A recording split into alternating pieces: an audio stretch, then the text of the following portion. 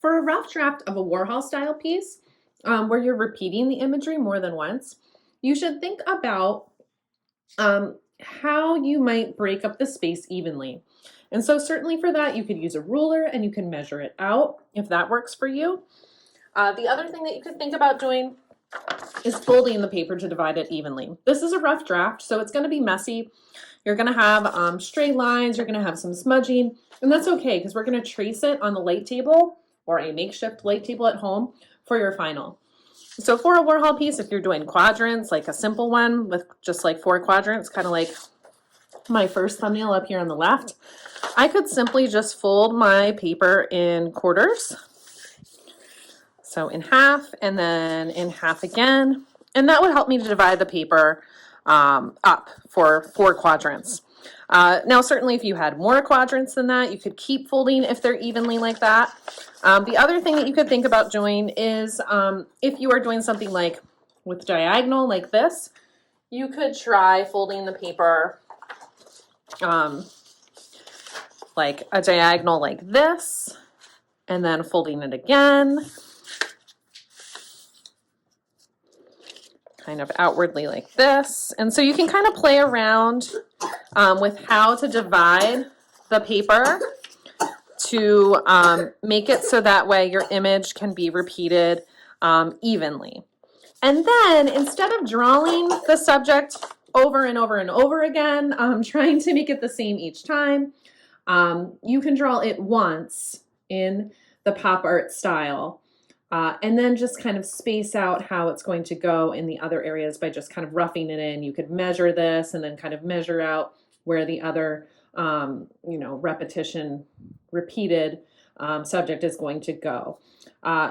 If it's repeated once large and then other times small, you can still just draw it once if it's going to be the same view, because what we can do is we can scan this in and then shrink it to trace it on the light table as well. The only thing would be is if you're changing the view of it from a different angle, in which case then you might need to redraw it from that other angle. So that's kind of the convenient thing about the Warhol style. For the Lichtenstein style, if your thumbnail is a rectangle, you could consider cropping things in more and making it into a piece that is a square instead to cut down on negative space. So I'll just show you an example. So this student did a phone, which I know I didn't let you do phones for your project, or at least like smartphones like this. And so they decided to have a lot of the composition really cropped in. And so the phone is actually like going a lot off of the edge. And that's very Lichtenstein-like. They also added onomatopoeia of buzz, buzz in. The text is block text.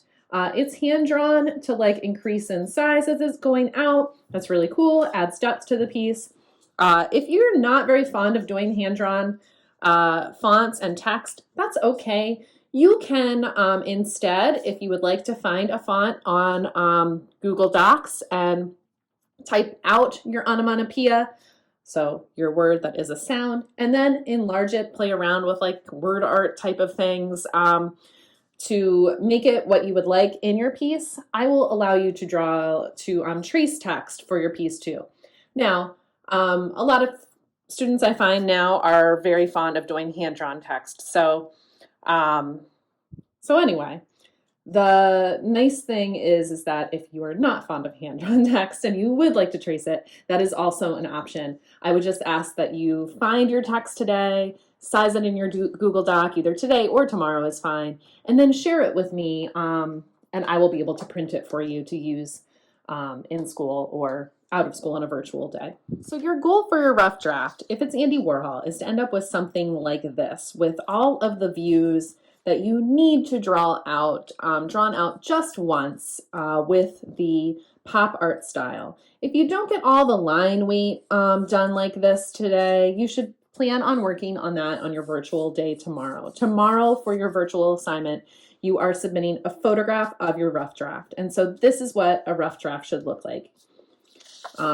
If you are doing Lichtenstein, This is an example of what a rough draft might look like, or this, okay? Now, again, if you have questions about the line weight and stuff like that,